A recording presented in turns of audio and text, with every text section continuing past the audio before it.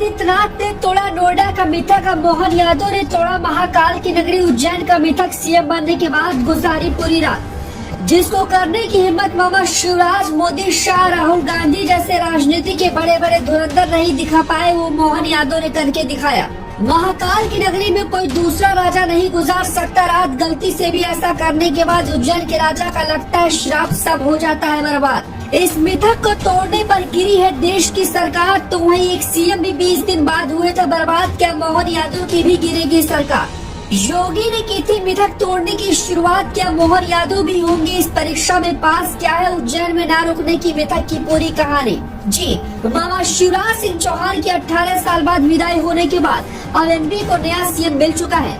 नए चेहरे के रूप में उज्जैन यानी महाकाल की नगरी के रहने वाले मोहन यादव को नया सीएम बनाया गया है। मोहन यादव ने शपथ ग्रहण ले लिया है, ताबड़तोड़ एक्शन की शुरुआत भी कर दी है। लेकिन मोहन यादव मुख्यमंत्री बनने से ज्यादा इस बात को लेकर चर्चाओं में है कि उनकी सरकार गिर जाएगी, उन्हें महाकाल का श्राप लग जाएगा।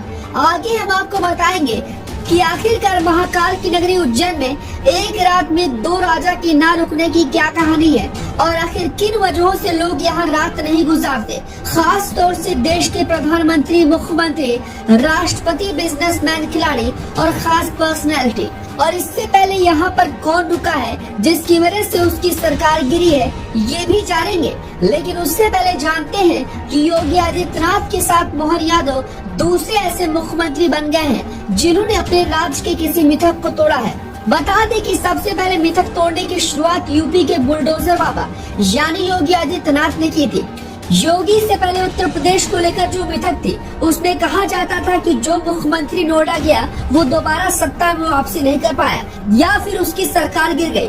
इसी डर से मायावती से लेकर अखिलेश यादव कभी नोएडा नहीं गए जब वो सत्ता में थे। लेकिन जब योगी आदित्यनाथ ने उत्तर प्रदेश की कमान संभाली तो उसके बाद उन्होंने सबसे पहले इसी मिथक को तोड़ा और वो नोएडा गए। इसके बाद उत्तर प्रदेश की जनता के साथ देश की भी जनता ने देखा कि ना तो योगी को कुछ हुआ और ना ही उनकी सरकार गिरी। यानी जो मिथक पिछले कई वर्षों से चला आ रहा था उसे योगी ने तोड़ा और अब मध्य प्रदेश के नए सीएम मोहन यादव ने अपने राज्य के उज्जैन जिले का मिथक तोड़ा है, जहां कहा जाता है कि महाकाल की नगरी में एक रात में 2 राजा नहीं रह सकते। मतलब जिस भी क्षेत्र के आप राजा हैं, आप उज्जैन में नहीं रुक सकते। और अगर आपने गलती से भी रुकने की बड़ी कोशिश की तो समझ लो कुछ बड़ी घटना घटेगी या आपके साथ बुरा होगा।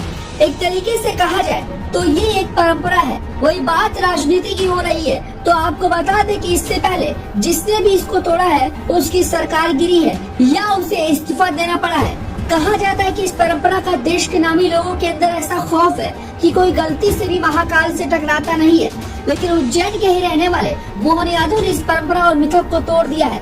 जानकारी के लिए बता दें कि उज्जैन के रहने वाले मोहन यादव ने सीएम पद की शपथ लेने के बाद पहली बार अपने घर में एक विशाल रोड शो कर जनता जनार्दन को धन्यवाद कहा।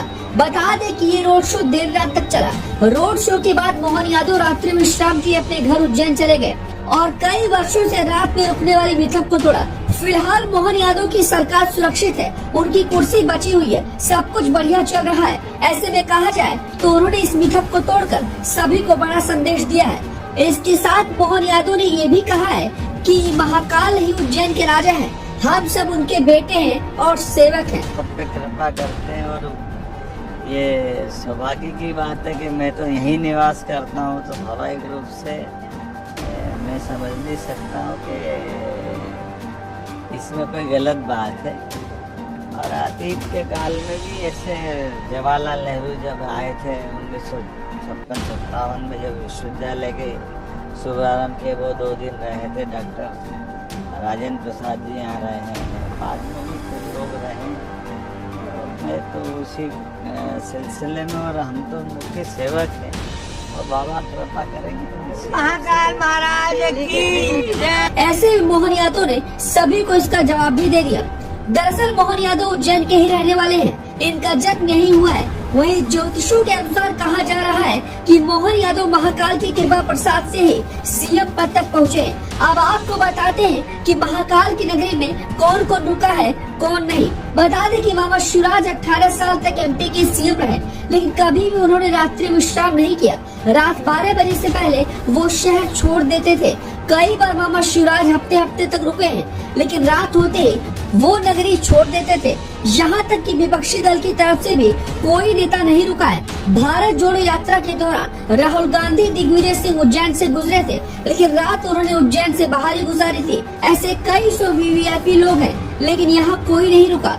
वहीं अभी तक इस मिथक को दो नेताओं ने तोड़ा है और दोनों ने तोड़ने की जो कोशिश की थी, उसी वजह से उन दोनों को सत्ता से बाहर होना पड़ा है। बता दें कि पहली बार इस मिथक को तोड़ा था भारत के चौथे प्रधानमंत्री मोरारजी देसाई ने, जहां उन्होंने उज्जैन महाकाल में रात गुजारी थी और उसके अगले दिन ही उनकी सरकार गिर गई थी। वहीं कर्नाटक के मुख्यमंत्री येदियुरप्पा ने भी उज्जैन में रात्रि विश्राम किया था और 20 दिन बाद एक बुरी खबर आती है कि उन्हें त्यागपत्र देना पड़ा। ये दो बड़े उदाहरण हैं और ऐसे कई बड़े उदाहरण हैं जिसकी वजह से रात गुजारने वालों को भारी नुकसान उठाना पड़ा है। ऐसे में योगी आदित्यनाथ की राह पर चलते हुए मोहन यादव ने बड़ी हिम्मत दिखाई है। क्या आगे उनकी सत्ता या सरकार बनी रहती है, ये देखना बड़ा दिलचस्प होगा। वैसे इस मिथक पर आपका क्या कुछ कहना है, हमें अपनी राय कमेंट कर जरूर बताएं।